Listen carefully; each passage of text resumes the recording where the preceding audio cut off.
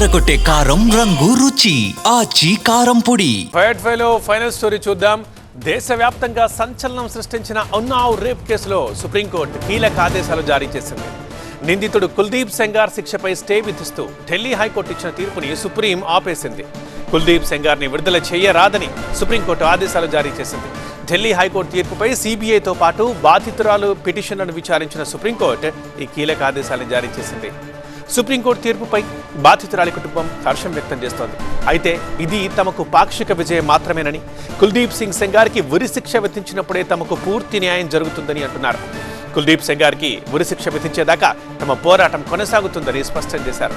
న్యాయ వ్యవస్థపై తమకు నమ్మకం ఉందన్నారు. సిబిఐ పిటిషన్పై జవాబు ఇవ్వాలని కుల్దీప్ సెంగార్కి సుప్రీంకోర్టు నోటీసులు జారీ చేసింది.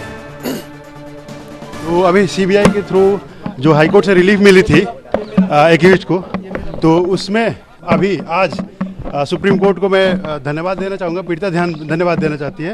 पूरे देश की संवेदना सुनी सुप्रीम कोर्ट, और अभी उस ऑर्डर पे स्टे लग गया है.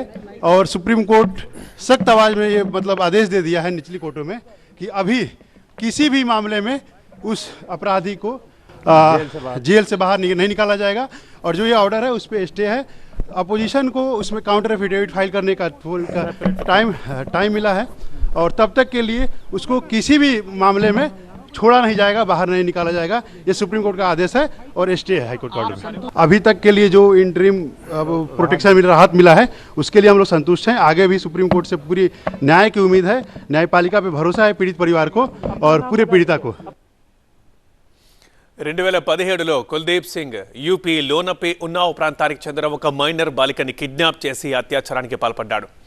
ఆగస్టు 1, 2019 సుప్రీంకోర్టు ఆదేశాల మేరకు అత్యాచారం కేసు, సంబంధిత ఇతర కేసుల్ని ఉత్తరప్రదేశ్లోని ట్రయల్ కోర్టు నుంచి ఢిల్లీ హైకోర్టుకి బదిలీ చేశారు. ఈ కేసుపై విచారణ జరిపిన ఢిల్లీ హైకోర్టు శిక్ష నిలిపివేస్తున్నట్లు వెల్లడించింది. అయితే కోర్టు తీర్పుకి వ్యతిరేకంగా బాధితురాలు, మహిళా సంఘాల నేతలు నిరసన చేపట్టారు. ఈ తీర్పుపై బాధితురాల తరఫు న్యాయవాదులు, సిబిఐ అధికారులు సుప్రీంను ఆశ్రయించారు. సుప్రీం స్టే విధించింది. మా బ్యూరో చీఫ్ గోపి ఉన్నారు, ఢిల్లీ నుంచి మాట్లాడదాం. గోపి, ఇప్పుడు ఇటు ఇరుపక్షాల లాయర్లు ఏమంటున్నారు, అండ్ ఇక తదుపరి విచారణ ఎలా ఉండబోతోంది? దేశవ్యాప్తంగా సంచలనం సృష్టించిన ఉన్నావ్ అత్యాచార కేసులో ఈరోజు సుప్రీంకోర్టు కీలక ఉత్తర్వులను వెలువరించడం జరిగింది. ఈ కేసులో దోషిగా ఉన్న కుల్దీప్ సింగ్ సెంగార్కు ఏదైతే హైకోర్టు ఆయనకి బెయిల్ ఇవ్వడం, అలాగే జీవిత ఖైదు శిక్షను నిలిపివేయడానికి సంబంధించిన ఇచ్చిన ఉత్తర్వులపైన సుప్రీంకోర్టు స్టే విధించడం జరిగింది. దీని పట్ల బాధితురాల కుటుంబం హర్షం వ్యక్తం చేస్తున్న పరిస్థితి. ఖచ్చితంగా మాకు న్యాయం జరుగుతుంది, న్యాయ వ్యవస్థపై నమ్మకం ఉంది, అతన్ని ఉరిశిక్ష విధించాలని చెప్పి వారు డిమాండ్ చేస్తున్నారు. అయితే ఇదైతే హైకోర్టు ఇచ్చిన తీర్పుపై సిబిఐ ముఖ్యంగా సుప్రీంకోర్టు అప్పీల్ చేయడం జరిగింది. బాధితురాలు కూడా ఈరోజు ఫిజికల్గా కోర్టులో హాజరయ్యారు. సో ఈ నేపథ్యంలోనే కుల్దీప్ సింగ్ సెంగార్కి నోటీసులు ఇవ్వడం జరిగింది. 4 వారాల్లోగా అఫిడవిట్ ఫైల్ చేయాల్సి ఉంటుంది. సో నెక్స్ట్ మంత్ మళ్ళీ హీరింగ్ అనేది ఉంటుంది. ప్రధానంగా పోక్సో యాక్ట్ కింద ఈ కేసులో మైనర్ బాలిక పైన అత్యాచారం చేశారు. అలాగే ఆ బాధితురాలి తండ్రిని కూడా చంపిన కేసులో 10 ఏళ్ల పాటు జైలు శిక్ష అనుభవిస్తున్నాడు. ఇంకా విడుదల కాలేదు. హైకోర్టు ఈ అత్యాచారం కేసులోనే అతనికి జీవిత ఖైదు శిక్షను నిలిపివేస్తూ బెయిల్ ఇవ్వడం జరిగింది. అయినప్పటికీ ఆయన జైల్లోనే ఉన్నాడు. సో ఈరోజు కోర్టు అతన్ని ఎట్టి పరిస్థితుల్లోనూ విడిచిపెట్టవద్దని చెప్తూనే పోక్సో యాక్ట్ కింద ఇటు ప్రజాప్రతినిధులుగా బీజేపీ ఎమ్మెల్యేగా ఉన్నారు, ఆయన ఎక్స్పెల్ చేయడం జరిగింది. సో వారికి ప్రజాప్రతినిధులకి ఈ పోక్సో యాక్ట్ వర్తిస్తుందా అన్న అంశానికి సంబంధించి పరిశీలించాల్సి ఉంది, చట్టపరమైన అంశాలను కూడా అని చెప్పి ఈరోజు కోర్టు వ్యాఖ్యానిస్తూ ఇటువంటి నేరాలకు పాల్పడిన వారిని బయటకు విడుదల చేయొద్దంటూ ముఖ్యంగా హైకోర్టు ఇచ్చిన తీర్పు పైన స్టే ఇస్తూ ఈరోజు సిబిఐ తరఫున సొలిసిటర్ జనరల్ తుషార్ మెహతా వాదనలు వినిపించారు.